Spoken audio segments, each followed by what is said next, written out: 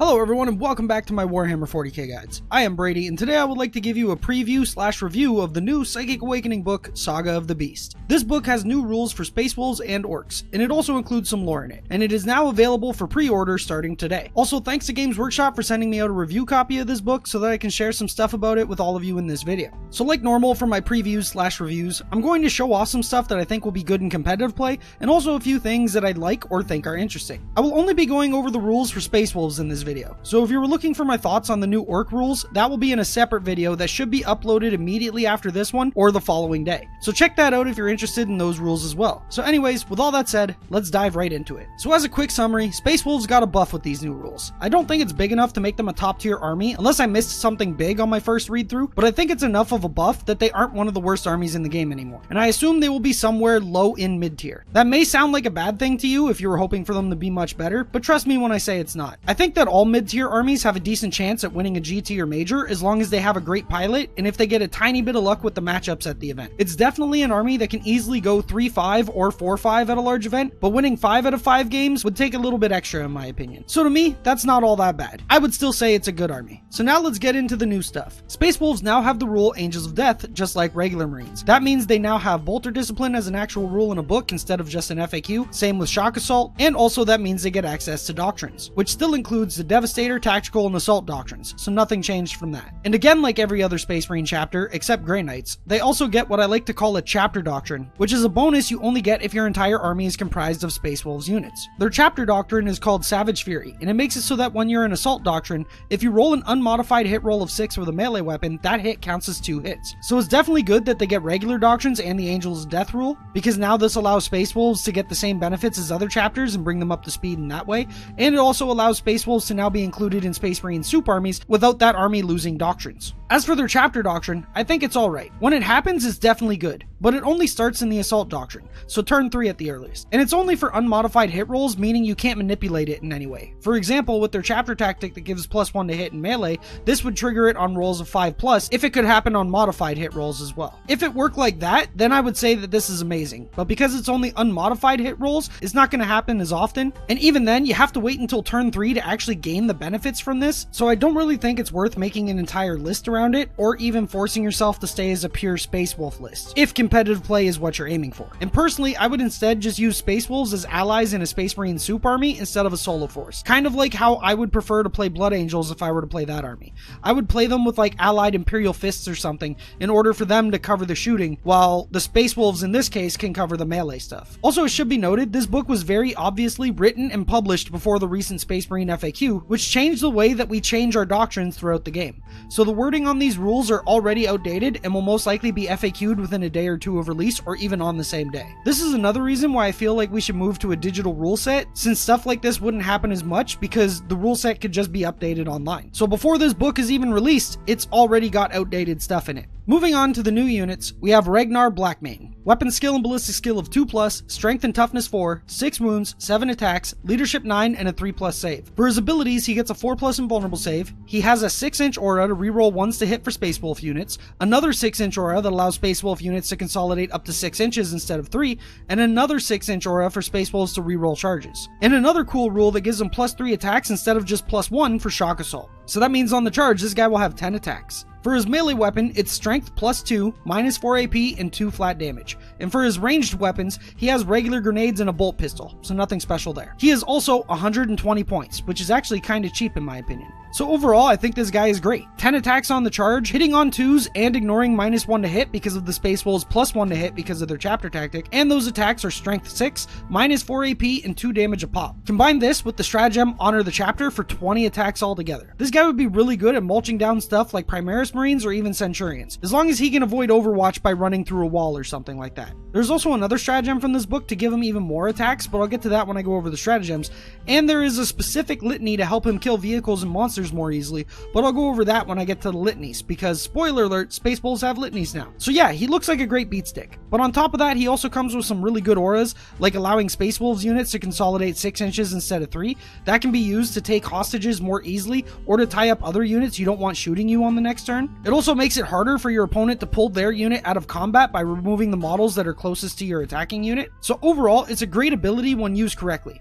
And obviously, rerolling 1s to hit on an army that primarily hits on 2s in close combat and 3s when shooting is great for efficiency and hits as well. So even without getting into the stratagem combos you can do with this guy, I think this guy is a great pickup for a Space Wolf army. Or even to be used in a Supreme Command detachment in a Space Marine soup army. Moving on to some of the other units, we have new Wolf Priests. They are pretty much the same as before, but with a couple new additions, like the addition of litanies. So this guy is now like a Space Wolves version of an apothecary and a chaplain, but combined. Only difference between him and a regular apothecary though is that he can only heal wounded models. He can't bring any back from the dead. But when he does go to heal, he automatically heals the model D3 wounds instead of having to roll for it. So that's pretty cool. But he will probably be included in lists mainly to just be used as a chaplain that just happens to be able to heal models as well as a bonus. As for other new units, pretty much the entire range of Primaris stuff is now included in this book. So now Wolves have Primaris Wolf Lords in Phobos armor, Primaris Wolf Battle Leaders in Phobos armor, Invictor Warsuits, and everything else in the Primaris lineup. Moving on to the stratagems, I'm only going to cover the ones that I think will be used in competitive armies or the ones that I think are really cool or fun. First off, all of the intercessor-centric stratagems are here, like Rapid Fire, Bolt Storm, and Target Sighted. As for other vanilla Marine stratagems, Space Wolves now get Duty Eternal, which is the -1 damage from incoming attacks on a Dreadnought. In this book, it still states it subtracts half the damage taken, but like the Doctrine stuff, I feel like this book was written and published before the recent Space Marine FAQ, so I'm assuming this will be changed to match the other Space Marine chapters, and it will just be -1 incoming damage instead.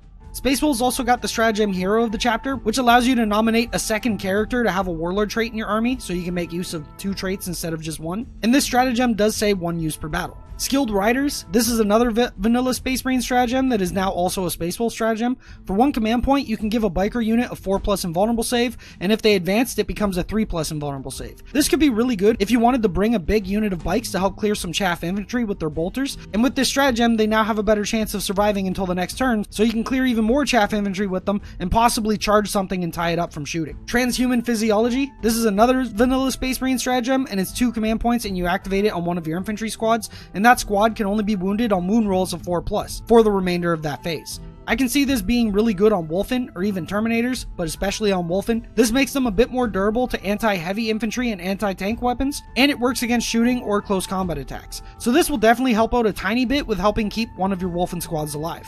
And now for the new Space Wolf only stratagems, we have Fury of the Champions. This is a 1 command point stratagem that gives +1 to hit for Terminators. I could see this being used on Terminators with Thunderhammers, since their chapter tactic gives them +1 to hit, and then this stratagem gives them another +1 to hit. Meaning, even at -1 to hit from the Thunderhammer debuff itself, those Terminators will still hit on 2+ with Thunderhammers. And now that Space Wolves do have litanies, like I mentioned before, this means if you put a Wolf Priest nearby and do the litany for +2 to charge, your Terminators can have a 7-inch charge out of Deep Strike. And that charge can be re-rollable because of a character aura, like Ragnar Blackmane, or you can just re-roll one of the dice with a command point, giving you a pretty good chance of getting those Terminators in the combat. Also, one of the litanies you can use that I'm going to talk about later can make them even better at killing vehicles with those Thunderhammers. But yeah, we'll get into that when I get to the litanies. Knowledge of the Foe. This stratagem is 0 command points, so it's free. This stratagem is used when a Space Wolves unit kills an enemy character, and it gives you 1 free command point. So this is Space Wolves command point regen essentially. Kill a character to gain a command point. Simple enough. Countercharge. This is probably my favorite stratagem for Space Wolves from this book. It's 1 command point and it's activated at any time during your opponent's charge phase, but you want to wait until the very end of the phase to use it. It allows one of your Space Wolf units to heroically intervene as if they were a character up to 6 inches. This is definitely a gotcha type stratagem, since it only really works if you set it up incredibly well with screening, or if your opponent is just not aware of its existence. Either way though, just the threat of its existence can be enough to deter your opponent from charging certain units you lay out as bait.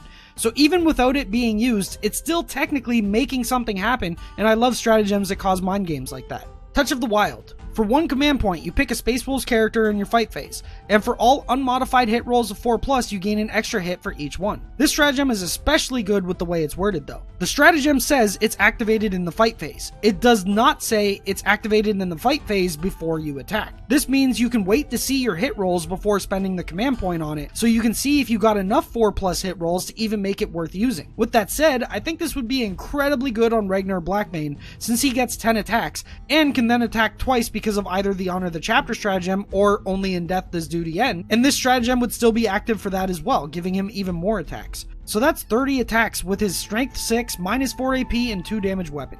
Pretty nutty. Death Grip Bite. This stratagem is 1 command point and makes it so that Thunderwolf Cavalry's crushing teeth and claws attacks are 2 damage a pop. This makes your cavalry a bit better at killing Primaris Marines, which is definitely good in the current meta, but overall I still don't think it's enough to make me want to play Thunderwolf Cavalry, since the cavalry keyword has a whole bunch of problems based on the core rules of the game. They can't walk through walls like infantry can, they can't go to the 2nd floor or higher of ruins, so this means it's very easy for the opponent to avoid them and just shoot them to death. They do get access to transhuman physiology though, since Space Wolf's version of transhuman physiology just says a Space Wolves unit that's not a vehicle or servitor. So because of transhuman physiology, we may see some more Thunderwolf Cavalry in lists.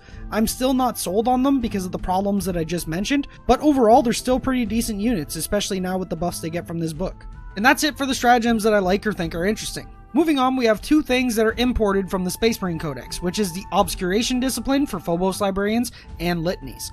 All the spells and litanies are the exact same as the regular Space Marine versions, but Space Wolves do get a unique litany, which is Tale of the Wolf King and Lord of the Deeps. This allows that Wolf Priest to target a friendly Space Wolf unit within 6 inches of himself, and that unit gets +1 damage against vehicles and monsters with their close combat attacks. Put this on the unit of Thunderhammer Terminators I mentioned earlier, or even Ragnar Blackmane, or Wolfen, or really any Space Wolf character.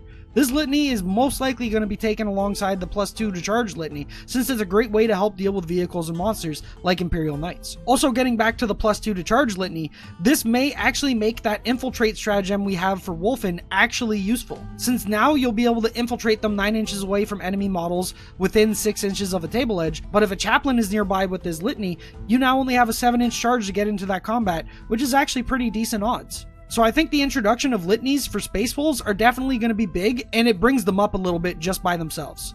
As for the relics from this book, there are definitely a few good ones, but I really only want to mention one, which is Wolftail Talisman. This relic goes on any character, and it has an 18-inch bubble that subtracts 2 from enemy spells within that bubble. This can be incredibly good against an army like Grey Knights, pretty much a Grey Knight counter relic. It can also be decent against Eldar and other Space Marines, but Eldar are usually fast enough with long enough range spells that they can just move out of your aura, and Space Marines aren't super reliant on their spells in most cases. Even still, I think this is a pretty decent relic, especially in the Grey Knights matchup, which based on the tournament results from last month are becoming a pretty popular army. And that's going to be it for this video. Overall, I like the new Space Wolf stuff. I definitely am happy that it brings them up to speed and makes them feel like an actual Space Marine chapter now instead of just being left in the dust. I definitely think that this book buffs them enough that we might start seeing them on top tables at events. But personally, if I were to go play a melee army, I think I would still go with Blood Angels over Space Wolves if I wanted to stick with Space Marines. Just because I feel like Blood Angels have more reliable delivery methods through their deep strike shenanigans. Also, Red Thirst is incredibly good. But even still, I feel like Space Wolves are decent enough that they could end up doing well at events, and I think we're going to see them popping up here and there. So I'm definitely happy with this update, and I think everything about it was great, other than the fact that it was printed pre-Space Marine FAQ nerf. So yeah, some of the stuff in this book is already outdated, which I kind of really don't like. It kind of sucks when you're paying $40 for a brand new book that is literally already outdated. So yeah, I think that's more of a reason of why Games Workshop, for if they ever do decide to start 9th edition, they should just make it all digital that can be updated, because yeah, this kind of sucks. So anyways, with that said, let me know your thoughts on the new Space Wolf stuff down in the comments. I still read every comment, so I'd love to know all your thoughts. Also, if you enjoyed the video, don't forget to hit that like button, and if you haven't already, feel free to subscribe to the channel and hit that bell icon so you can be notified when I make more videos like this. And if you're a big fan of what I do here on the channel and would like to help support the channel even further so that I can continue making videos like this, then consider making a pledge on Patreon. Patreon is the best way to support the channel since it's my main source of income and it's what keeps the lights on in my house and food in my fridge. I offer many different rewards on Patreon based on which pledge you choose, like exclusive access to the Almost Pro Gaming Discord server, where you can get great advice on playing the game, building armies, or even painting your miniatures, and other rewards like having a voice chat with myself, where we can talk about 40k stuff, or really whatever you want, and also custom list building, where I can build you an army list so that you don't have to figure out for yourself what works and what doesn't. It's a great reward for new players who are getting into the game and are overwhelmed by all the options that this game has. So yeah, check me out on Patreon if you're interested in any of that, or if you just want to help support the channel even further. Also, thanks to all my current patrons. You guys and gals are awesome, and I honestly couldn't do this channel without you, so thank you all very much. And thanks to all of you for watching the video. I hope you all enjoyed it, and I will see you in the next one. Happy wargaming.